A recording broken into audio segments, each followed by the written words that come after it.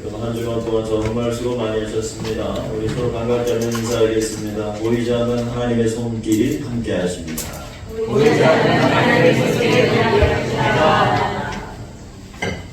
사랑하는 성도 여러분, 우리가 인생을 살아가면서 이게 도대체 왜 나한테 일어나는 거지 싶은 억울하고 납득이 안 되는 일을 아마 겪어보신 일들이 있을 겁니다. 아무리 생각해도 내 잘못이 아닌 것 같은데 불이익을 당하거나 열심히 살아왔는데 갑자기 모든 것이 무너지는 것 같은 상황 말입니다.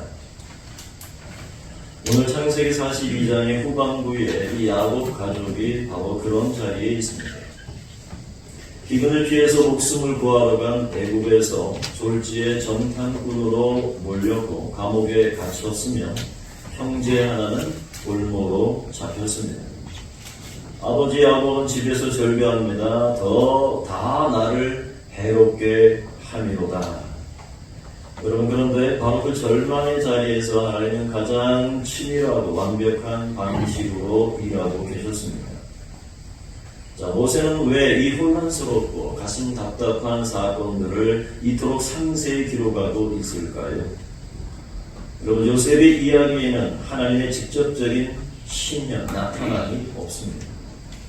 지난 시간에 말씀드린 것처럼 음성도 없습니다.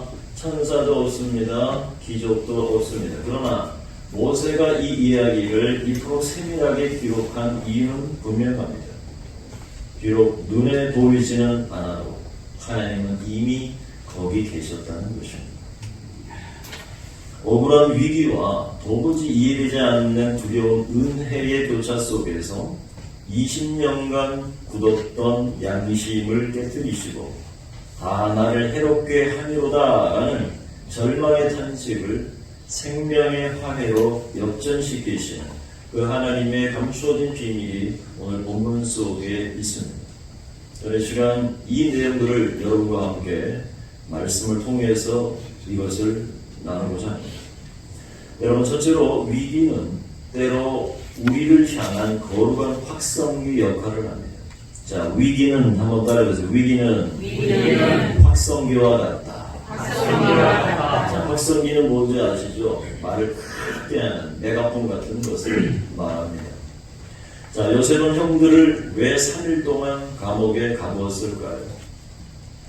그리고 나는 하나님을 경외한다 라고 이렇게 요셉은 선포했습니다. 요셉은 드디어 형들 앞에서 나는 하나님을 경외한다 라고 그렇게 선포한 것은 어떤 의미였을까요? 사흘째 되던 날 요셉은 형들을 불러내어서 뜻밖의 선포를 합니다. 18절의 말씀에 보면 사흘 만에 요셉이 그들에게 이르되 나는 하나님을 경외하노니 너희는 이같이 하여 생명을 보존하라 이렇게 말합니다. 자, 이방 제국의 절대 권력자가 나는 하나님을 경외한다. 총리로 왔던 자가 나는 하나님을 경외한다 라고 선포하는 것은 형들에게는 엄청난 충격이 아닐 수 없습니다. 이게 무슨 말인가? 자신들을 가두었고 정탐꾼이라 얘기했던 총리가 갑자기 나는 하나님을 경외한다라고 말합니다. 여러분, 하나님을 경외하는 자는 자신의 권력을 함부로 남용하지 않고 하나님의 공의 아래 옥종하는 자라는 뜻입니다. 형들을 죽이지 않겠다는 선언인 동시에 이 모든 상황 위에 진정한 통치자이신 하나님이 계심을 요셉은 선포했던 것입니다. 자, 21절의 마지막에 보면 형들이 이렇게 말합니다. 이 괴로움이 우리에게 임하도다. 여기 이 괴로움이 우리에게 임하도다 라고 할 때 쓰인 단어는 히브리어로 차라라는 단어입니다. 짜라라는 단어입니다. 외로움, 괴로움, 고통이라는 단어입니다. 그런데 여러분 기억하십니까? 요셉이 구덩이에 던져져서 애걸할 때, 울부짖었을 때에 그 쓰인 단어가, 괴로움이라는 단어가 바로 이 짜라라고 하는 동일한 단어를 기록하고 있습니다. 성경은 이 언어적인 대응을 통해서 선언합니다. 하나님의 공의는 침묵하는 것이 아니라 단지 미루어졌을 뿐이라. 여러분, 사흘의 옥살이라는 극한의 위기 앞에서 형들에게 무슨 일이 일어났습니까? 21절의 말씀에 이렇게 말합니다. 그들이 서로 말하되 우리가 아우의 일로 말미암아 범죄하였도다. 그가 우리에게 애걸할 때에 그 마음의 괴로움을 보고도 듣지 아니하였으므로 이 괴로움이 우리에게 임하도다. 여러분, 20년 동안, 지난 20년 동안 자기 합리화라는 그 두꺼운 방어막 뒤에 숨어있던 죄가 마침내 입 밖으로 튀어나옵니다. 20년 전에 동생을 요셉을 구덩이에 던져버렸던 그 죄악된 모습들이 지금 20년이 지난 이 시간에 입 밖에 터져나오게 됩니다. 여러분, 르우벤은 한수를 덧떠서 말합니다. 그의 핏값을 내게 되었다. 요셉을 죽인 핏값을 우리가 치르게 되었다 라고 이렇게 탄식하고 있습니다. 그들은 요셉을 제거하는 데는 성공했지만 죄책감까지는 제거할 수가 없었던 거예요. 20년 동안 그 죄는 화석처럼 굳어 있었기 때문에 그렇습니다. 그런데 애국 총리의 압박이라는 내 힘으로는 통제할 수 없는 외부적 고난이 찾아오자 그 화석에 드디어 깨집니다. 23절에 매우 중요한 세부 사항이 있습니다. 여러분, 형들은 요셉이 통역을 세웠습니다. 요셉이 통역을 세웠으므로 그가 자신들의 말을 전혀 알아듣지 못할 거라고 생각했습니다. 그러나 요셉은 그 형들이 하는 대화를 전부 다 알아듣고 있습니다. 이것이 우리에게 무엇을 보여줍니까? 우리가 가장 은밀하게 쏟아내는 고백, 아무도 듣지 않는다고 생각하는 그 탄식을 하나님은 낱낱이 듣고 계신다는 사실입니다. 여러분, 리하르트 브른브란트라고 하는 사람이 있습니다. 이분은 목사님입니다. 루마니아의 목사님이었습니다. 1948년에 2월 29일 이른 아침에 이 목사님은 교회 예배를 준비하러 가다가 공산당 비밀 경찰 2명에게 강제로 차에 태워졌습니다. 그의 제목은 단 하나입니다. 복음을 전했다는 것이었습니다. 그는 그날로 세상에서 사라졌습니다. 사모님이었던 아내 사비나에게는 남편이 죽었다는 거짓 통보가 전달되었습니다. 가족도 교인도 어느 누구도 그가 어디 있는지 알지 못했습니다. 브른브란트는 3년을 완전한 독방에 홀로 갇혔습니다.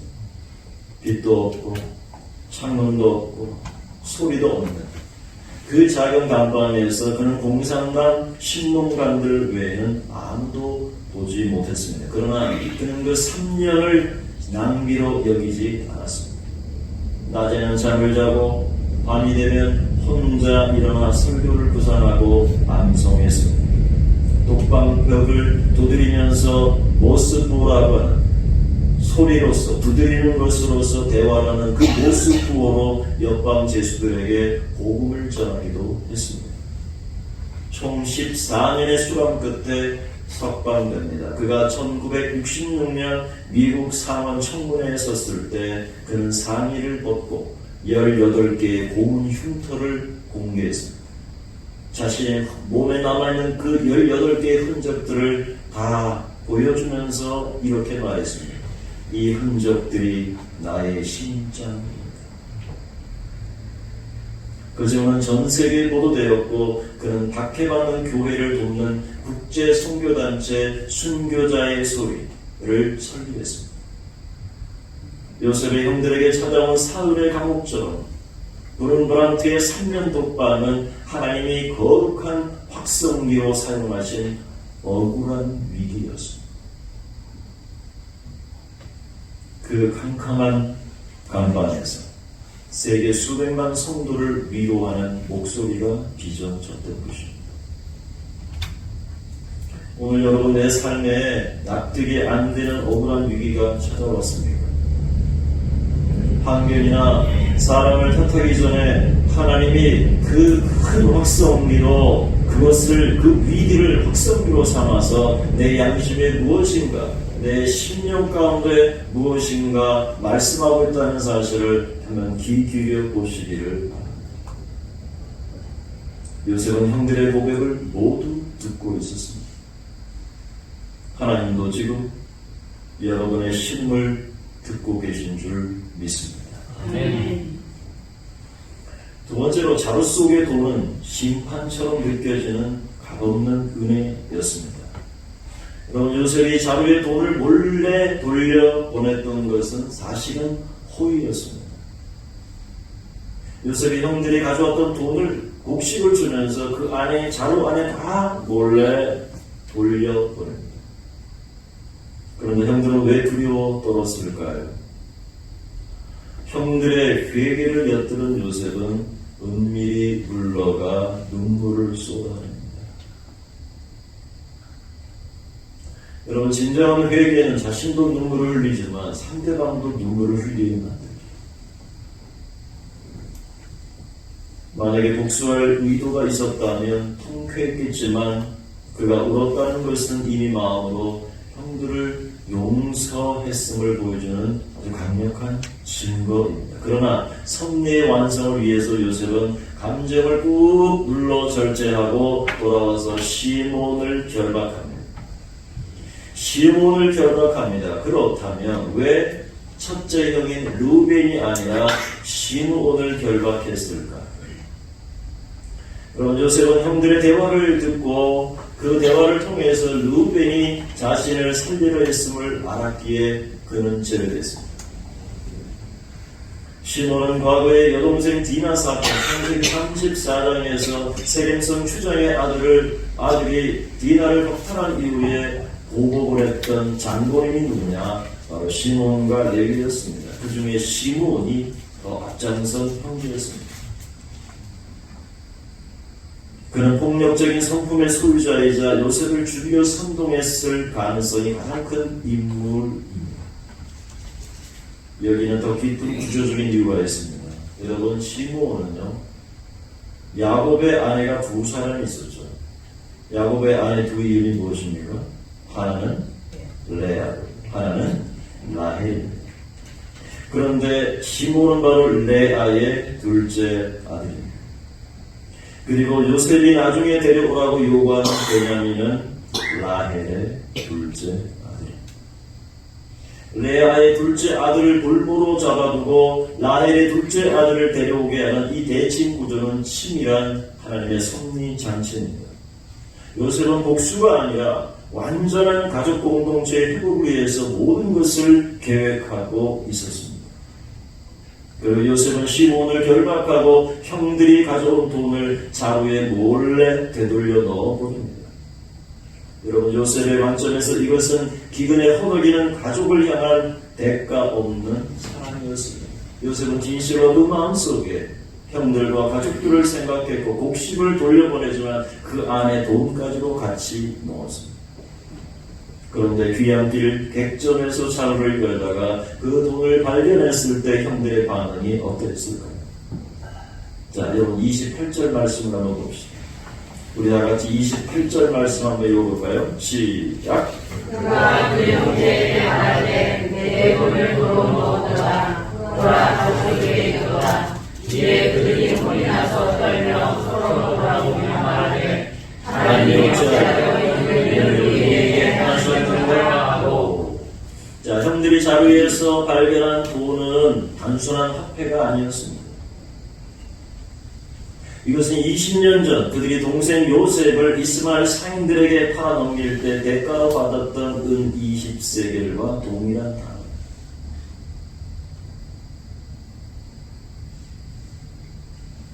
돈은 곧 히브리 말로 은. 여기 돈이라는 단어는 히브리 말로 은이라는 단어. 과거에 그들은 그 은을 나누어 가지면서 아무런 거리낌이 없었습니다. 그런데 이제 자루에서 은이 쏟아지자 혼비백산합니다. 20년 전의 죄의 기억이 그 은의 무게로 되살아나는 겁니다. 여기서 오늘 본문에서 가장 중요한 통찰이 숨어 있습니다. 여러분, 설교에게는 팀 켈러는 이것을 이렇게 설명했습니다. 공로 경제와 은혜 경제의 충돌이다. 여러분, 타락한 인간은 내가 대가를 지불해야만 당당할 수 있다는 거래 법칙에 철저히 길들여져 있습니다. 그래서 아직도 많은 사람들이 내가 하나님을 향해서 뭔가 대가를 지불하고 뭔가 헌금을 많이 하고 뭔가 봉사를 많이 하고 어떤 선한 일을 많이 해야만 구원을 받는다고 생각합니다. 그래서 나의 공로가 부정되고 일방적인 값없는 은혜가 주어질 때 죄로 오염된 양심은 그것을 심판의 올무로 오해하고 두려워 떨게 됩니다. 자, 형들이 받은 은은 사실 요셉의 사랑이었습니다. 그러나 그들에게는 그것은 심판처럼 느껴졌습니다. 왜 그랬을까? 그들의 죄책감이 은혜를 올바르게 볼 수 없게 만들었기 때문입니다. 요셉은 그것을 사랑으로 넣었지만 그 돈이 오히려 형들에게는 그 죄가 떠오르게 되고 그 죄에 대한 죄책감으로 휩싸이게 되었던 것입니다. 그러나 바로 이 두려움이 그들의 영혼을 해치하고 있었습니다. 그들은 비로소 하나님이 어찌하여 라고 그래요. 하나님이 어찌하여 자신들의 삶을 다루시는 진정한 통치자가 애굽의 총리가 아니라 하나님이심을 자각하기 시작한 것입니다. 이 모든 사건의 배후에 하나님이 역사하고 계셨다는 사실을 알게 됩니다. 사랑하는 성도 여러분, 오늘 여러분의 삶에 설명할 수 없는 두려운 일이 일어났습니까? 그것이 하나님의 값없는 은혜 인도에 죄책감으로 인해서 심판으로 오해하고 있지는 않습니까? 내 몸으로 하나님께 인정받으려는 거래의 신앙을 내려놓을 수 있기를 바랍니다. 자루 속의 은처럼 하나님의 은혜는 우리의 자격과 상관없이 이미 우리 삶 속에 있음을 여러분 믿으시기를 바랍니다. 이것이 철저한 하나님이 우리를 향해서 계획하신 은혜요 구원의 여정입니다. 마지막으로 야곱은 좁은 시야에 대한 하나님의 넓은 섭리를 보게 됩니다. 여러분, 야곱은 왜 모든 것이 나를 괴롭게 한다라고 탄식했을까요? 이 36절의 말씀을 보시면 아들들에게 자초지종을 들은 야곱은 절망적인 탄식을 쏟아냅니다. 너희가 나에게 내 자식들을 잃게 하도다. 요셉도 없어졌고 시므온도 없어졌거늘 베냐민을 또 빼앗아 가고자 하니 이는 다 나를 해롭게 함이로다. 나를 해롭게 함이로다. 이 야곱의 절규 이면에는 두 가지 심리적인 문제가 있습니다. 첫째, 전이된 편애입니다. 여러분, 야곱은 요셉을 잃은 뒤에 그 사랑이 고스란히 누구에게 넘어가냐면 베냐민에게 옮겨갔습니다. 베냐민은 이제 야곱이 하나님보다 더 의지하는 영적인 우상이 되어 있었던 겁니다. 야곱의 입장에서 야곱은 요셉을 잃었습니다. 그 쏟아부었던 요셉의 사랑이 베냐민에게 흘러갔습니다. 그런데 그것이 우상이 되고 둘째, 아들들을 향한 뿌리 깊은 불신입니다. 과거 형들에게 요셉을 잃었다고 속았기 때문에 이번에도 시몬을 팔아버리고 거짓말하고 있다는 의심을 버리지 못했습니다. 그래서 야곱은 그 자녀들을 의심의 눈초리로 쳐다보고 있습니다. 과거의 죄악이 가족 공동체에 남긴 파괴적인 불신의 결과입니다. 여러분, 우리가 그렇잖아요. 왜 내 말을 안 믿어? 라고 얘기하면 그 전부터 못 믿어왔어, 그 얘기잖아요. 그러니까 지금 한다고 해도 못 믿는 거예요. 양치기 소년의 여러분 우화를 아시죠? 아무리 늑대가 나타났다 이렇게 거짓말을 해왔는데 진짜 늑대가 나타났다 그래도 믿지 않는 거예요. 야곱의 마음이 지금 그렇습니다. 그러나 전능하신 하나님의 시야로 보면 진실은 전혀 달랐습니다. 야곱의 눈에는 모든 것이 칠흑 같은 재난이었습니다. 요셉도 잃었고 시므온도 잃었고 지금 베냐민마저 뺏기려 한다. 여러분, 그러나 하나님의 시각은 이랬습니다. 야곱은 요셉을 잃었다고 보았습니다. 그러나 하나님은 요셉이 온 세상을 먹이는 생명의 통로로 살아있다고 하나님의 눈을 보고 있습니다. 야곱은 시몬을 잃었다고 보았습니다. 그러나 하나님은 시몬을 통해서 형들의 회개가 완성되고 있다고 보셨습니다. 야곱은 베냐민을 빼앗기려 한다고 보았습니다. 하지만 하나님은 베냐민을 통해서 온 가족과 화해와 구원이 완성된다고 하나님은 보셨습니다. 야곱은 다 나를 해롭게 함이라 라고 보았습니다. 그런데 하나님은 이 모든 것이 합력하여 성을 이루고 있음을 하나님은 보셨습니다. 하나님께서는 베냐민마저 빼앗길 것 같은 이 절망적인 상황으로 야곱을 몰아넣으심으로써 그가 마지막까지 움켜쥐고 있던 인간의 애착, 그 붙들고 있던 우상을 완전히 꺾으시고 오직 하나님의 절대적인 주권에 자신의 모든 것을 의탁하도록 철저히 하나님께서 이 야곱을 연단하고 계셨던 겁니다. 훗날에 야곱이 내 자식을 잃게 되면 이르리로다. 그러면서 베냐민을 보내죠. 내가 자식을 잃게 되면 이르리로다 하면서 베냐민을 돌려보냈을 때 비로소 온 가족이 구원을 받고 여러분 죽은 줄 알았던 요셉과 기적적으로 재회하는 문이 열렸던 것입니다. 오늘 모든 것이 나를 해롭게 한다. 모든 것이 상황이 나를 다 해롭게 하는 것 같다는 야곱의 탄식이 꼭 여러분의 탄식이 아닙니다. 여러분의 베냐민은 무엇입니까? 오늘 여러분이 쥐고 있는 베냐민은 무엇입니까? 이르는 모든 것이 끝날 것 같아서 꼭 쥐고 있는 그것 말입니다. 야곱의 시야는 좁았지만 하나님의 시야는 한없이 넓었습니다. 내가 보지 못하는 그 앞면에서도 하나님은 지금도 섭리를 짜고 있습니다. 여러분, 우리의 삶 속에 여러분이 보지 못하는 그 현실 앞에서도 두려워하지 마시길 바랍니다. 하나님 그 뒷면에서 그 모든 섭리를 짜고 계신 줄을 믿으시기를 축복합니다. 아멘. 이제 말씀을 맺습니다. 여러분, 요셉의 이야기가 결국 가리키는 것은 어디입니까? 오늘 이 이야기를 한 문장으로 압축하면 이것입니다. 형들은 자루에서 돈이 쏟아지자 두려워하며 떨며 말했습니다. 하나님이 어찌하여 이런 일을 우리에게 행하셨는가? 여러분, 그 두려움 속에서 그들은 비로소 하나님을 보게 되었습니다.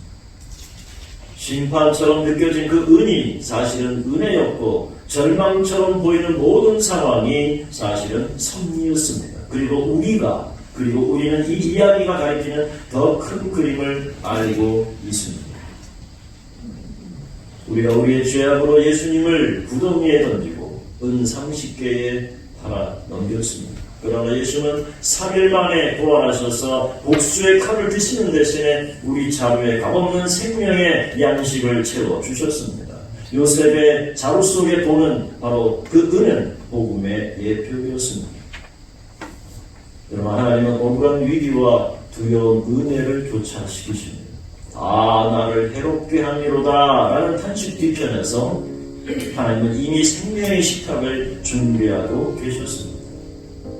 그러므로 사랑하는 성도들, 자루 속의 은을 두려워하지 마십시오. 그것은 심판이 아니라 은혜입니다. 하나님은 이미 거기 계십니다.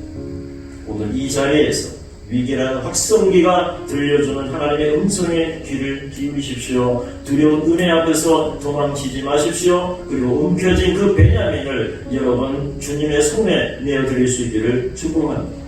나를 해롭게 함이라는 저 절망의 탄식이 하나님이 어찌하여 이런 일을 행하셨는가라는 그 경이로운 고백으로 여러분 바뀌는 그날이 반드시 올 줄로 믿습니다.